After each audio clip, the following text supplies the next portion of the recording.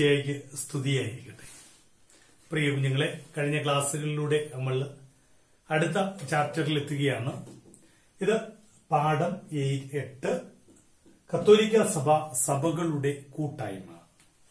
കത്തോലിക്ക സഭ സഭകളുടെ കൂട്ടായ്മ. കർത്താവ് ആദ്യം തന്നെ സാർ ഇത് പറഞ്ഞോട്ടെ, കർത്താവ് ഒരു സഭ മാത്രമാണ് സ്ഥാപിച്ചിട്ടുള്ളത്, തന്റെ മണവാട്ടിയായ സഭ. തന്റെ മണവാട്ടിയായ തിരുസഭയെയാണ് കർത്താവ് ഈശോ മിശിഹ സ്ഥാപിച്ചിട്ട് പോയത്. അത് ആദ്യം പഠിക്കുക. സഭകളുടെ കൂട്ടായ്മ എന്താണ് എന്ന് പഠിക്കാൻ വേണ്ടിയാണ് ഈ ഒരു അധ്യായം. സഭ എന്ന് മാത്രമേ പറയാവൂ, സഭകൾ എന്ന് നമ്മൾ പഠിക്കരുത്. പക്ഷേ വ്യത്യസ്തമായ സ്വഭാവമുള്ള കൂട്ടങ്ങളുടെ ഏകമായ ഐക്യമായ രൂപമാണ് കത്തോലിക്ക സഭ. അതിനെക്കുറിച്ച് പഠിക്കുന്നതുകൊണ്ടാണ് ഈ സഭകളുടെ കൂട്ടായ്മ എന്ന പ്രയോഗം വന്നിട്ടുള്ളത്. രണ്ടാം വത്തിക്കൻ സുനഹദോസിൽ കത്തോലിക്ക സഭ സഭകളുടെ കൂട്ടായ്മ എന്ന സത്യം അംഗീകരിക്കുകയും പ്രഖ്യാപിക്കുകയും ചെയ്തിട്ടുണ്ട്. രണ്ടാം വത്തിക്കാൻ സുനഹദോസിന്റെ തീരുമാനത്തിലൂടെ തന്നെ ലോകത്തിന് മുഴുവൻ നൽകിയിട്ടുള്ള സന്ദേശമാണ് കത്തോലിക്ക സഭ സഭകളുടെ കൂട്ടായ്മയാണ്. അങ്ങനെയെങ്കിൽ നോക്കൂ, ഓരോ സ്ഥലത്തെയും വ്യക്തിഗത സഭകൾ ചേരുന്നു എന്നുള്ളതാണ്. അവിടെ വ്യക്തിഗത സഭകളുടെ കൂട്ടായ്മയായി കത്തോലിക്ക സഭ രൂപപ്പെടുന്നു. അതെന്താണെന്ന് നമ്മൾ ഈ അധ്യായത്തിൽ പഠിച്ചു പോവുകയാണ്. എന്താണ് ഈ വ്യക്തിഗത സഭകൾ എന്ന് പറയുന്നത്? വിശ്വാസം, അതുപോലെ തന്നെ കൂദാശ, ഭരണം അഥവാ ഹൈറാർക്കി, ഇവയിൽ ഏകരൂപമുള്ള 22 വ്യക്തിഗത സഭകളുടെ കൂട്ടായ്മയാണ് കത്തോലിക്ക സഭ. ഞാൻ ഒരിക്കൽ കൂടി പറയാം. വിശ്വാസം, കൂദാശ, സഭാഭരണം എന്നിവയിൽ ഐക്യത്തിലിരിക്കുന്ന 22 വ്യക്തിഗത സഭകൾ. ഈ വ്യക്തിഗത സഭകൾ ചേരുന്നതാണ് കത്തോലിക്ക സഭ. അപ്പോ കത്തോലിക്ക സഭ, ഞാൻ ആദ്യം പറഞ്ഞതിലേക്ക് ഓർത്തോണം, കത്തോലിക്ക സഭ അഥവാ കർത്താവിന്റെ മണവാട്ടിയ ഒരു സഭയേ ഉള്ളൂ. ഈ സഭ ഒരു പൂന്തോട്ടമാണെന്ന് കരുതിയാൽ വൈവിധ്യമാർന്ന പൂക്കളുള്ള മനോഹരമായ 22 ഇനത്തിലുള്ള നിറങ്ങളും മധുരവും അതുപോലെ തന്നെ വ്യത്യസ്തമായ 22 ഇനത്തിലുള്ള സുഗന്ധവും പ്രസരിപ്പിക്കുന്ന മനോഹരമായ ഉദ്യാനമാണ്. ഇവ ഒരുമിച്ച് ചേർന്ന് നിൽക്കുന്ന ഒരു ഉദ്യാനമാണ് അഥവാ പൂന്തോട്ടമാണ് കത്തോലിക്ക സഭ. അപ്പോൾ കത്തോലിക്ക സഭ എന്ന് പറയുന്ന അഥവാ കർത്താവ് ഈശോ മിശിഹ സ്ഥാപിച്ച സഭയുടെ ഏറ്റവും മനോഹരമായ പൂന്തോട്ടത്തിലെ പുഷ്പങ്ങൾ അല്ലെങ്കിൽ പൂച്ചെടികളാണ്, മനോഹരമായ ചെടികളാണ് ഈ 22 വ്യക്തിഗത സഭകൾ എന്ന് നമ്മൾ പഠിക്കണം. നമുക്കറിയാം, ഭാരതത്തിൽ തന്നെ 3 വ്യത്യസ്തമായ സഭകളുണ്ട്. കത്തോലിക്ക സഭയിലെ തന്നെ 3 വ്യത്യസ്തമായ ആരാധനാക്രമം പുലർത്തുന്ന സഭകളുണ്ട്. ലത്തീൻ ആരാധനാക്രമം, ലത്തീൻ കത്തോലിക്ക സഭ, സീറോ മലബാർ സഭ, സീറോ മലങ്കര സഭ. ഭാരതത്തിലെ 3 വ്യത്യസ്ത റീത്തുകളാണ്, അഥവാ 3 വ്യക്തിഗത സഭകളാണ് ഇവ 3. നോക്കൂ, ഇവിടെ ഈ സീറോ എന്ന പദത്തിന്റെ അർത്ഥം എന്താണ്? സീറോ എന്ന് പറഞ്ഞാൽ സുറിയാനി സംബന്ധമായത് എന്നാണ് അർത്ഥം. സുറിയാനി ഭാഷയിൽ അധിഷ്ഠിതമായ, സുറിയാനി ഭാഷയിൽ സൃഷ്ടിക്കപ്പെടുന്ന ഒരു അല്ലെങ്കിൽ ആരാധനാക്രമമായി സ്വീകരിച്ചിട്ടുള്ള മനോഹരമായ വ്യക്തിഗത സഭകളാണ് സീറോ മലബാർ സഭയും സീറോ മലങ്കര സഭയും. സഭകളുടെ വൈവിധ്യവും ഐക്യവും അതുപോലെ തന്നെ സഭകളുടെ സാർവത്രിക സ്വഭാവവും കത്തോലിക്ക സഭയിൽ എങ്ങനെ യാഥാർത്ഥ്യമായിരിക്കുന്നു, ഇതാണ് ഈ അധ്യായത്തിൽ നമ്മൾ പഠിക്കുന്നത്. ഞാൻ ഒരിക്കൽ കൂടി പറയാം. സഭകളുടെ അല്ലെങ്കിൽ ഈ വ്യക്തിഗത സഭകളുടെ വൈവിധ്യം, വ്യത്യസ്തമായ സ്വഭാവം, വ്യക്തിഗത സഭകളുടെ ഐക്യം, ഒന്നായിരിക്കൽ, വ്യക്തിഗത സഭകളുടെ സാർവത്രികമായ രൂപം അഥവാ ആകമാന സ്വഭാവം, ഇവയെ ഇങ്ങനെ നിന്നുകൊണ്ട് കത്തോലിക്ക സഭയിൽ എങ്ങനെ ഒന്നായിരിക്കുന്നു. നോക്കൂ, വ്യത്യസ്തതകൾ പുലർത്തുന്നുവെങ്കിലും കത്തോലിക്ക സഭയിൽ ഒന്നായി നിലകൊള്ളുന്നത് എങ്ങനെ എന്നാണ് നമ്മൾ പഠിക്കുന്നത്.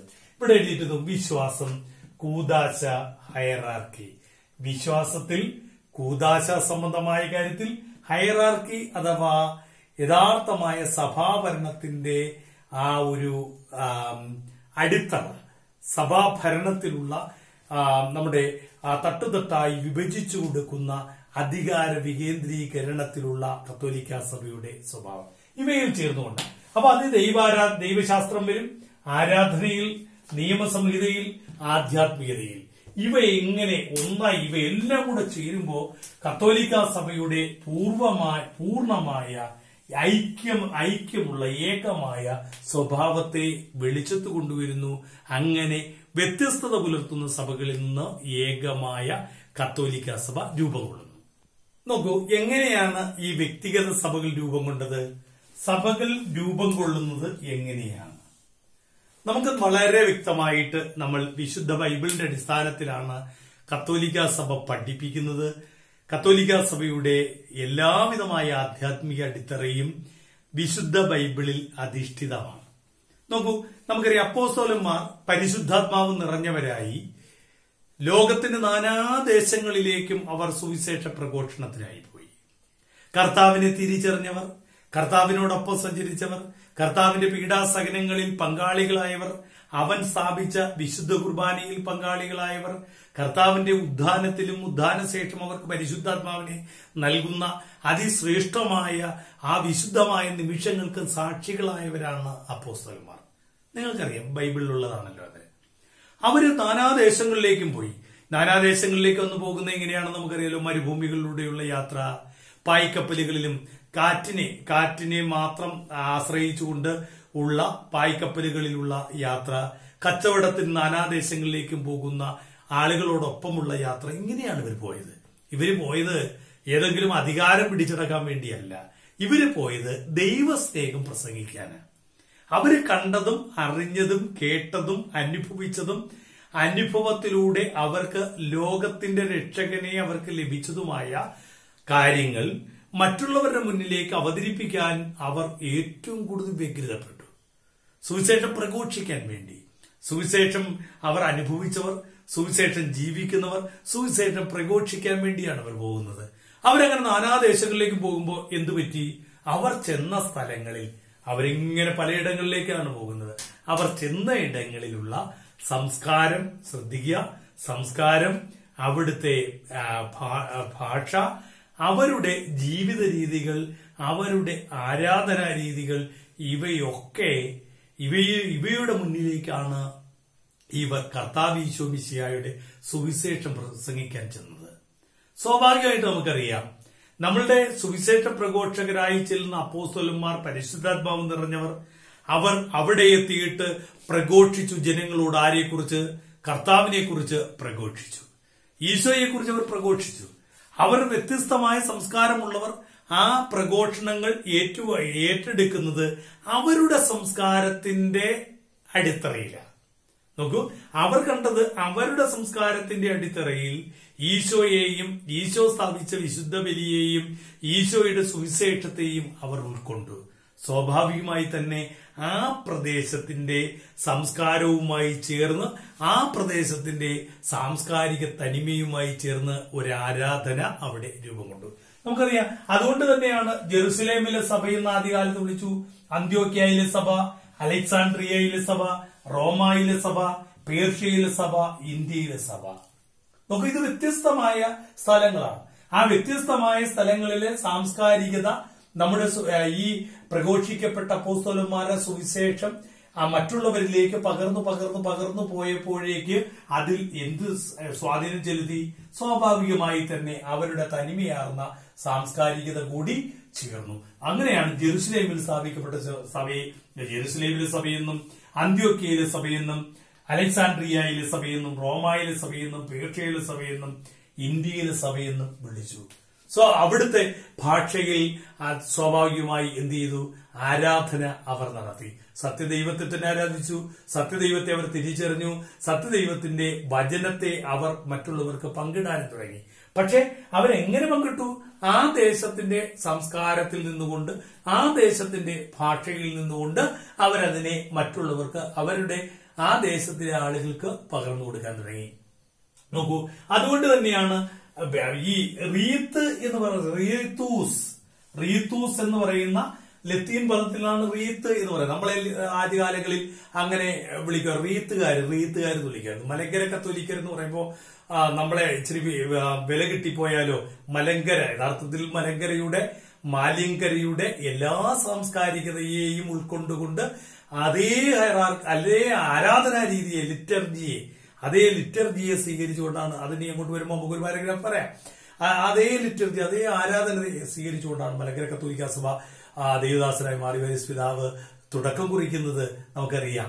പക്ഷെ നമ്മളെ പരിഹസിക്കാൻ വേണ്ടി റീത്തുകാരെന്ന് വിളിക്കുമായിരുന്നു നമ്മുടെ ഒരു ആരാധനാക്രമത്തെ കുറിച്ച്. സത്യത്തിൽ അത് പരിഹസിക്കപ്പെടേണ്ട ഒന്നുമല്ല, നമ്മുടെ ആരാധനാക്രമമാണ്. ബലിയർപ്പണത്തിലെ കർമ്മവിധികളെ അടിസ്ഥാനമാക്കി കൊടുത്ത പദമാണ് റീത്തൂസ് എന്ന ലത്തീൻ പദത്തിൽ നിന്നാണ് റീത്ത് എന്ന പദം രൂപം കൊണ്ടത്. അപ്പൊ നമുക്ക് പ്രാദേശിക ഒരു സ്ഥലത്ത് ഇവിടെ വിശുദ്ധ തോമാസ് ലീഗ വരുന്നു. തോമാസ് ലീഗ വന്നിട്ട് സുവിശേഷം പ്രഘോഷിക്കുമ്പോൾ സ്വാഭാവികമായി തന്നെ ഇവിടുത്തെ സാംസ്കാരിക പാരമ്പര്യം, നമ്മുടെ ഇവിടെയുള്ള ആളുകളുടെ ഇടയിൽ രൂപം കൊണ്ട ഒരു ആരാധനാ രീതി, ഇവിടെ ഉണ്ടായിരുന്ന ആളുകളിൽ നിന്ന് സ്വീകരിക്കുക അല്ലെങ്കിൽ അവരുടെ ഒരു സാംസ്കാരികതയിൽ രൂപം കൊണ്ട ആരാധനാ രീതി, ഇവയാണ്. ഇങ്ങനെ പ്രാദേശിക സഭകൾക്ക് പ്രത്യേകതയായി പറയാവുന്നത് എന്താണ്? ദൈവശാസ്ത്രത്തിൽ അവർ പ്രാദേശിക സഭകൾക്ക് കാഴ്ചപ്പാടുകളുണ്ട്. ആരാധനാ രീതിയിൽ വൈവിധ്യമുള്ള ആരാധനാ രീതിയുണ്ട്. നിയമസംഹിതയിൽ വ്യത്യസ്തത പുലർത്തുന്ന സ്വഭാവമുണ്ട്. അതുപോലെ തന്നെ ആധ്യാത്മികതയിൽ വ്യത്യസ്തത ഉണ്ടാകാം. അപ്പൊ സ്വാഭാവികമായി തന്നെ നമുക്കറിയാം, ഒത്തിരി നിങ്ങൾ ഉയർന്ന ക്ലാസ്സുകളിലേക്ക് പോകുമ്പോൾ പഠിക്കും, നമ്മളുടെ റീത്തിലില്ലാത്ത ചില, അതായത് നമ്മുടെ ആരാധനാ രീതിയിലില്ലാത്ത ചില ആരാധനാ രീതികൾ മറ്റ് കത്തോലിക്ക സഭയുടെ മറ്റ് റീത്തുകളിൽ നമുക്ക് കണ്ടെത്താൻ പറ്റും. അപ്പൊ ഇത് നമ്മുടെ ഒരു വ്യത്യസ്തതയാണ് എന്ന് നമുക്ക് മനസ്സിലാക്കാൻ സാധിക്കുകയും ചെയ്യുന്നു. അപ്പൊ സ്വന്തമായ ആരാധനാക്രമവും ദൈവശാസ്ത്ര വിശകലനവും ആധ്യാത്മിക പാരമ്പര്യവും നിയമ സംവിധാനവുമുള്ള സഭകളെയാണ് വ്യക്തിഗത സഭകൾ എന്ന് പറയുന്നത്. ദൈവശാസ്ത്ര ചിന്ത, ആരാധനാക്രമം, നിയമസംഹിത, ആധ്യാത്മികത, ഇവ സ്വന്തമായിട്ടുള്ള അഥവാ ഒരു വ്യത്യസ്ത എല്ലാം ചൂണ്ട് നോക്ക്. ഒരു കുടത്തിൽ നിന്ന് വെള്ളം വ്യത്യസ്ത ഭാഷ കൊണ്ട് കൊഞ്ചം തണ്ണി പോടുങ്കോ എന്നൊരു തമിഴൻ ചോദിച്ചാൽ വെള്ളം കിട്ടുന്നു. ഗിവ് മീ സം വാട്ടർ എന്ന് ചോദിച്ചാൽ വെള്ളം കിട്ടുന്നു. എനിക്ക് അല്പം വെള്ളം തരാൻ പറഞ്ഞാൽ വെള്ളം തരുന്നു. ഈ 3 ഭാഷയിൽ ചോദിച്ചു, പക്ഷെ 3 പേർക്കും ഒരു പാത്രത്തിൽ ഇരുന്ന് വെള്ളം കൊടുക്കുന്നു എന്ന് പറയുന്നതുപോലെ കത്തോലിക്ക സഭയിൽ ഇവയിൽ ഒരു സ്വന്തമായ ദൈവശാസ്ത്ര ചിന്തയും സ്വന്തമായ ആരാധനാ ക്രമരീതിയും സ്വന്തമായ ഒരു നിയമസംഹിതയും സ്വന്തമായ ആധ്യാത്മിക അടിത്തറയുമുള്ള ഒരു കൂട്ടം അല്ലെങ്കിൽ ഒരു കൂട്ടായ്മയാണ് ഒരു കത്തോലിക്ക സഭയുടെ ഒരു വ്യക്തിഗത സഭ എന്ന് പറയുന്നത്. ഈ വ്യക്തിഗത സഭകൾ ഒരുമിച്ച് കൂടുമ്പോഴാണ് കത്തോലിക്ക സഭ എന്ന് പറയുന്ന ഏറ്റവും ശ്രേഷ്ഠമായ ആ ഉദ്യാനം രൂപം കൊള്ളുന്നത്. ഈ കത്തോലിക്ക സഭയിലെ വ്യക്തിസഭകൾ ഇന്ന് 22 വ്യക്തിസഭകളാണ് കത്തോലിക്ക സഭയിൽ ഉള്ളത്. 22 വ്യക്തിഗത വ്യക്തിസഭകളുള്ളതിൽ നോക്കൂ, പണ്ട് പാശ്ചാത്യ സഭകളെന്നും പൗരസ്ത്യ സഭകളെന്നും അതിനെ വിളിച്ചത്. പൗരസ്ത്യ സഭകൾ, പാശ്ചാത്യ സഭകൾ. അപ്പൊ ഇന്ന് 21 പൗരസ്ത്യ സഭകളും ഒരു പാശ്ചാത്യ സഭയും മാത്രമേ ഉള്ളൂ. ആകെ 22 വ്യക്തിസഭകളുള്ളതിൽ 21 പൗരസ്ത്യ സഭകളും ഒരു പാശ്ചാത്യ സഭയുമാണ് ഉള്ളത്. അത് റോമൻ റീത്തിൽ ഉൾപ്പെടുന്നു. കാരണം റോമൻ സഭയിൽ ഇതര 5 ആരാധനാ സമൂഹങ്ങൾ അഥവാ സഭകൾ ക്രമേണ ഒന്നായി തീർന്ന് റോമൻ റീത്തിന്റെ ഭാഗമായി തീർന്നു എന്നുള്ളതാണ്. 5 വ്യക്തിസഭകൾ ഉണ്ടായിരുന്നു. അവ ക്രമേണ റോമൻ സഭയുടെ ഭാഗമാകുകയും അങ്ങനെ പാശ്ചാത്യ സഭ, റോമൻ സഭ ഒറ്റ സഭ മാത്രമാവുകയും ചെയ്തു. എന്നാൽ 21 പൗരസ്ത്യ സഭകൾ ഉണ്ട്. പക്ഷേ 21 22 വ്യക്തിസഭകൾ യഥാർത്ഥത്തിൽ 6 ആരാധനാ കുടുംബത്തിൽപ്പെട്ടവയാണ്. ശ്രദ്ധിച്ചു കേൾക്കണം, 6 ആരാധനാ കുടുംബത്തിൽ നിന്നാണ് ഈ 22 വ്യക്തിസഭകൾ ഉള്ളത്.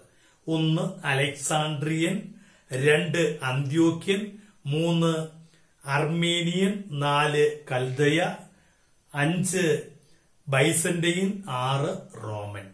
ഈ 6 ആരാധനാക്രമത്തിന്റെ കുടുംബത്തിൽ നിന്ന് രൂപം കൊണ്ട 22 വ്യക്തിസഭകൾ ചേരുന്നതാണ് കത്തോലിക്ക സഭ. ഞാൻ ഒരിക്കൽ കൂടി പറയാം, കാണാൻ പഠിക്കണം. കാരണം നമ്മൾ എവിടെയെങ്കിലുമൊക്കെ നിങ്ങൾക്ക് ഉപയോഗിക്കേണ്ടതാണ്, നിങ്ങളുടെ പരീക്ഷയ്ക്ക് വരുന്നതാണ്. അന്ത്യോക്യൻ, അർമേനിയൻ, കൽദായ, ബൈസന്റൈൻ, റോമൻ, അന്ത്യോക്യൻ, ഇങ്ങനെ 6 ആരാധന രീതി. അലക്സാണ്ട്രിയൻ, അന്ത്യോക്യൻ, അർമേനിയൻ, കൽദായ, ബൈസന്റൈൻ, റോമൻ എന്നീ 6 ആരാധന കുടുംബത്തിൽ നിന്നാണ് 22 വ്യക്തിഗത സഭകൾ രൂപം കൊണ്ടത്. നോക്കൂ, കത്തോലിക്ക സഭയിൽ ഐക്യവും വൈവിധ്യവും എന്നൊരു ഹെഡിങ് നിങ്ങൾ കാണാം. പാഠപുസ്തകത്തിലെ 51-ാമത്തെ പേജിൽ അതുണ്ട്. ഈ ഐക്യത്തെക്കുറിച്ച് നമുക്ക് പിതാവും പുത്രനും പരിശുദ്ധാത്മാവും ഒന്നായിരിക്കുന്നത് പോലെ തന്റെ മണവാട്ടിയായ സഭയും ഒന്നായിരിക്കണമെന്ന് തമ്പുരാൻ ആഗ്രഹിക്കുന്നു. ഈ ഐക്യം ദൈവജനം തമ്മിലും ആ ദൈവജനങ്ങളുടെ വ്യക്തി സഭകൾ ഒരുമിച്ചും ഒന്നായിരിക്കുന്ന ഒരവസ്ഥയാണ്. ഇത് പരിശുദ്ധ ബൈബിളിൽ ധാരാളം വാക്യങ്ങളുണ്ട്. ഞാനത് ഒന്ന് വായിച്ച് കേൾപ്പിക്കാം. യോഹന്നാന്റെ സുവിശേഷം 17-ാം അധ്യായം 11-ാമത്തെ വാക്യം, പരിശുദ്ധനായ പിതാവേ, നമ്മെ പോലെ അവരും ഒന്നായിരിക്കേണ്ടതിന് അവിടുന്ന് എനിക്ക് നൽകിയ അവിടുത്തെ നാമത്തിൽ അവരെ അങ്ങ് കാത്തുകൊള്ളണമേ. യോഹന്നാൻ 17:22, നാം ഒന്നായിരിക്കുന്നത് പോലെ അവരും ഒന്നായിരിക്കുന്നതിന് അങ്ങ് എനിക്ക് തന്ന മഹത്വം ഞാൻ അവർക്ക് നൽകിയിരിക്കുന്നു.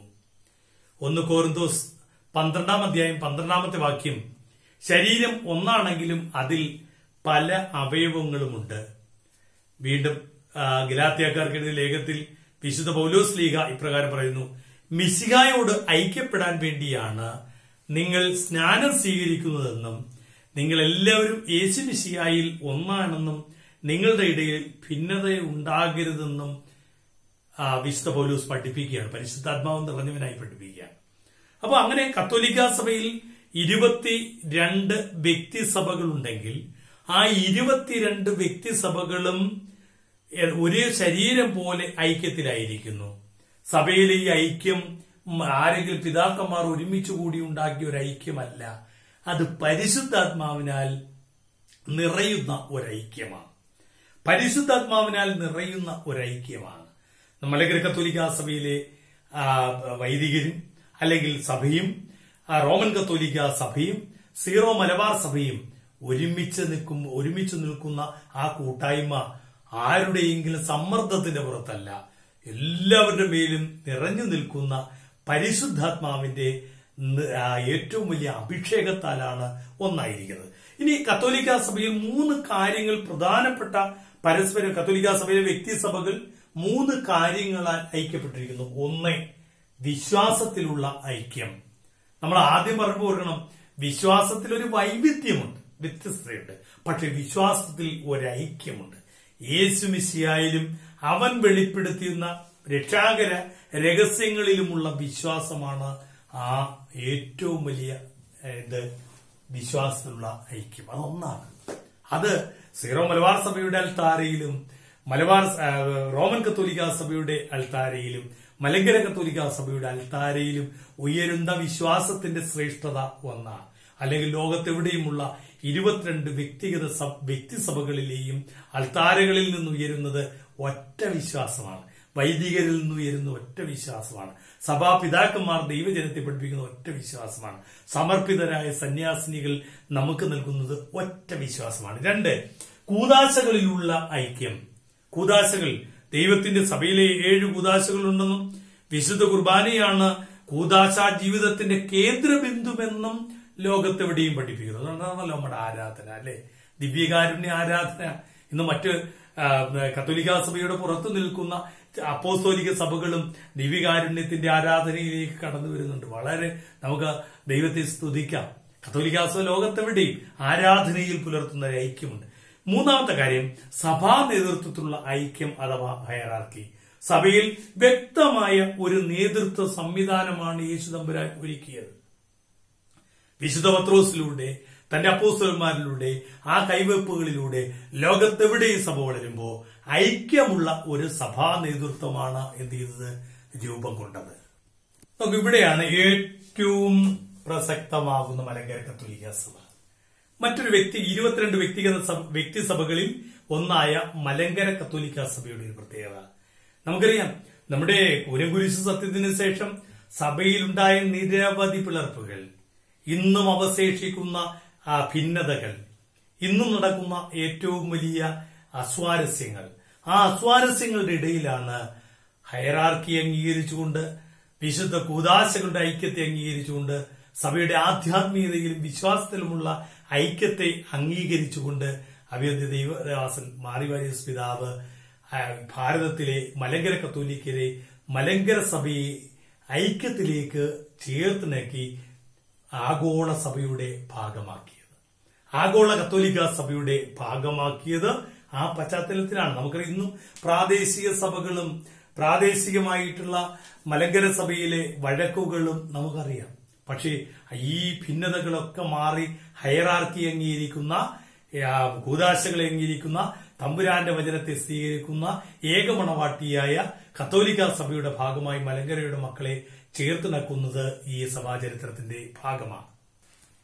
നോക്കൂ, ഭാരതത്തിലെ സഭ, ഭാരതത്തിൽ തോമാസ് ലീഗ AD 52 ഭാരതത്തിൽ എത്തുകയും ഇവിടുത്തെ ക്രൈസ്തവ സഭാ സമൂഹത്തിന്റെ വളർച്ചയ്ക്കിടയാകുകയും ചെയ്തു.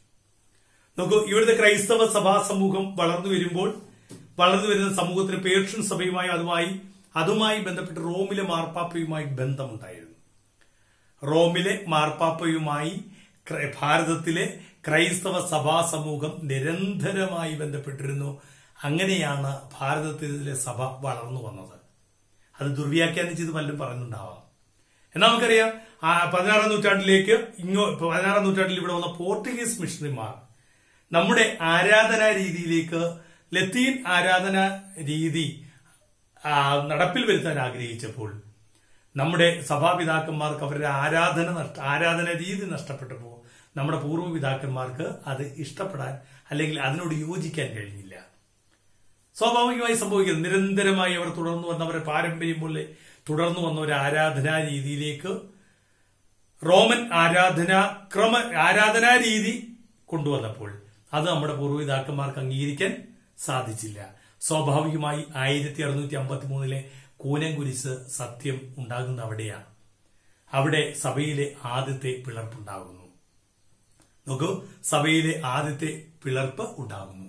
ആ പിളർപ്പിൽ ഒരിക്കലും ആ കൂനംകുരിശിൽ കെട്ടിയ ആലാത്തിൽ പിടിച്ചുകൊണ്ട് റോമൻ സഭയുമായി ഇനി ബന്ധമില്ല, അല്ലെങ്കിൽ മാർപ്പാപ്പയെ ഞങ്ങൾ അംഗീകരിക്കില്ല, ആ ഒരർത്ഥത്തിലൊന്നുമല്ല.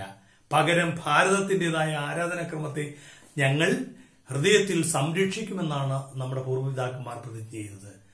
പക്ഷേ അപ്പോൾ നമ്മുടെ സഭയിൽ തുടങ്ങുന്നു, മലങ്കര സഭയിൽ തുടങ്ങുന്നു ഭിന്നതകൾ. നിരവധി പിളർപ്പുകളിലേക്കാണ് പിന്നെ മലങ്കര സഭ പോകുന്നത്. മലങ്കര സഭയിൽ നിരവധി പിളർപ്പുകൾ ഉണ്ടാകുന്നു. അത് നിങ്ങൾ ആ പുസ്തകത്തിൽ കൃത്യമായിട്ട് 53ാമത്തെ പേജ് എടുത്തു വായിക്കുക. നിരവധി പിളർപ്പുകൾ സഭയിൽ ഉണ്ടാകുന്നു.